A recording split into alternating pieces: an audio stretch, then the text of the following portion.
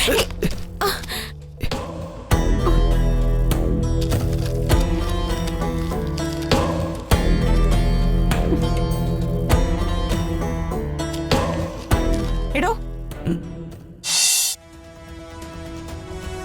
ഞാൻ ചിന്നുവിനുള്ള ആഹാരവുമായിട്ട് വന്നതാ.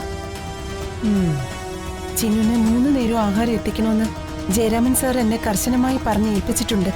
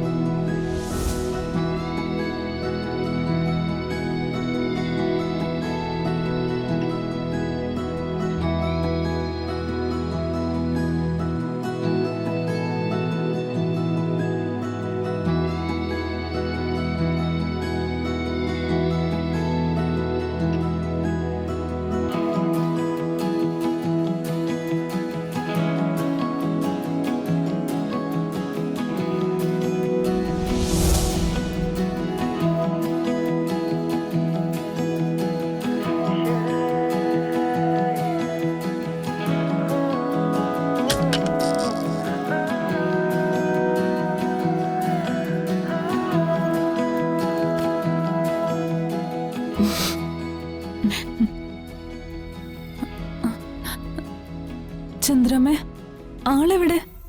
വന്നില്ലേ?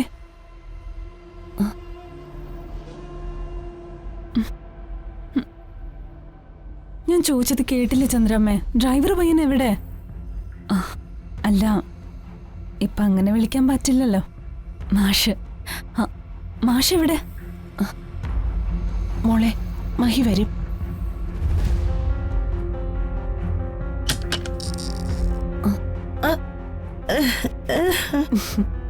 ഇപ്പൊ വന്നേ ഉള്ളൂ. സീത, നീ ഒന്ന് വന്നേ.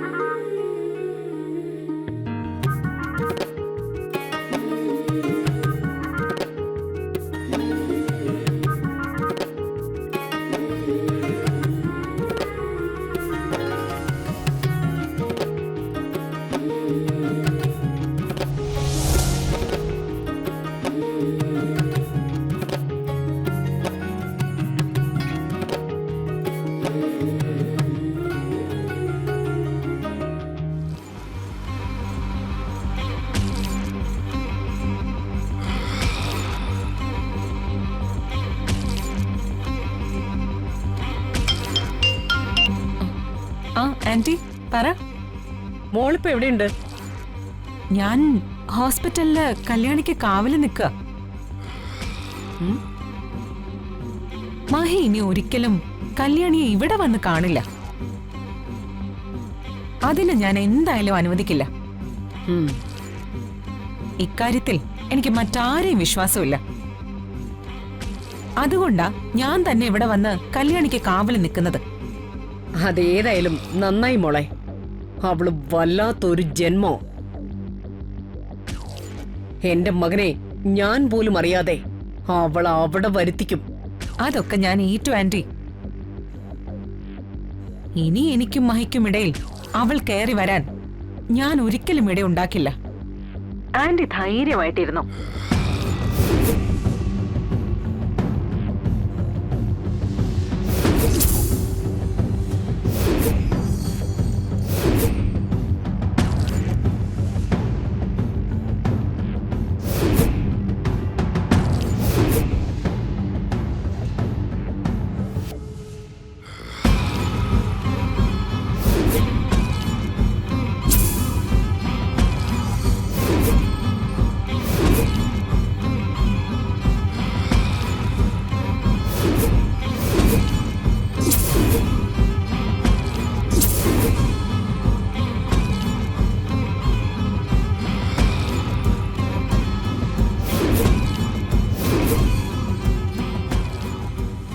നിന്റെയും മഹിയുടെയും കല്യാണം കഴിയും വരെ എനിക്കൊരു സമാധാനം ഇല്ല മോളെ. ആന്റി ഒന്നും ചിന്തിച്ച് വിഷമിക്കണ്ട. ഇതുപോലെ എനിക്ക് കാര്യങ്ങൾ ഡീൽ ചെയ്യാനുള്ള ഫ്രീഡം മാത്രം തന്നാ മതി.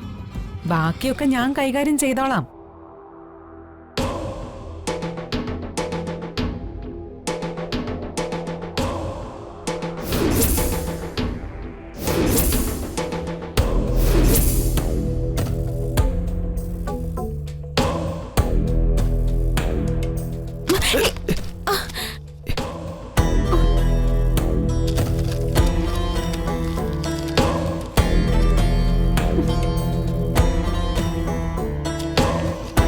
എടോ, ഈശ്വര, തിരിച്ചറിഞ്ഞോ? ഡോ, തന്നെ തന്നെയാ.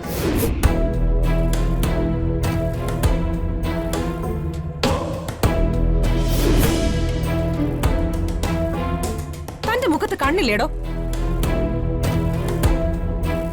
തനിക്കേ നേരെ നോക്കി നടന്നൂടെ? നേരെ നോക്കി നടക്കണമെന്ന് ആഗ്രഹമുണ്ട് മാഡം, പക്ഷെ എനിക്കതിന് പറ്റില്ലല്ലോ. തന്നെ പോലുള്ള യൂസ്ലെസ്സിനെയൊക്കെയാണോ ഇവിടെയുള്ള ആൾക്കാർ ജോലിക്ക് വേണ്ടി വെച്ചിരിക്കുന്നത്? തനിക്കേ ഇവിടെ എന്താ പണി? എന്റെ യൂണിഫോം കണ്ടില്ലേ മാഡം? ഞാൻ ഇവിടുത്തെ വാർഡ് ബോയ് ആണ്. നോക്കിയും കണ്ടൊക്കെ നടക്ക്. പൊക്കോ.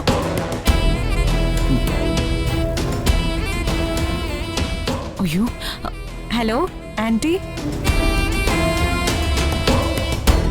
അതാരായിരുന്നു മോളെ? ഓ, അതൊരു കണ്ണു കാണാത്ത വാർഡ് ബോയ് ആയിരുന്നു ആന്റി. അത് പോട്ടെ, ഇനി മഹിയെക്കുറിച്ച് ആലോചിച്ച് ആന്റി വിഷമിക്കണ്ട. അവൻ ഈ ഏരിയയിൽ വരാതെ ഞാൻ നോക്കിക്കോളാം. എനിക്ക് സമാധാനായി മോളെ. ആന്റി വെക്കട്ടെ? Okay anti.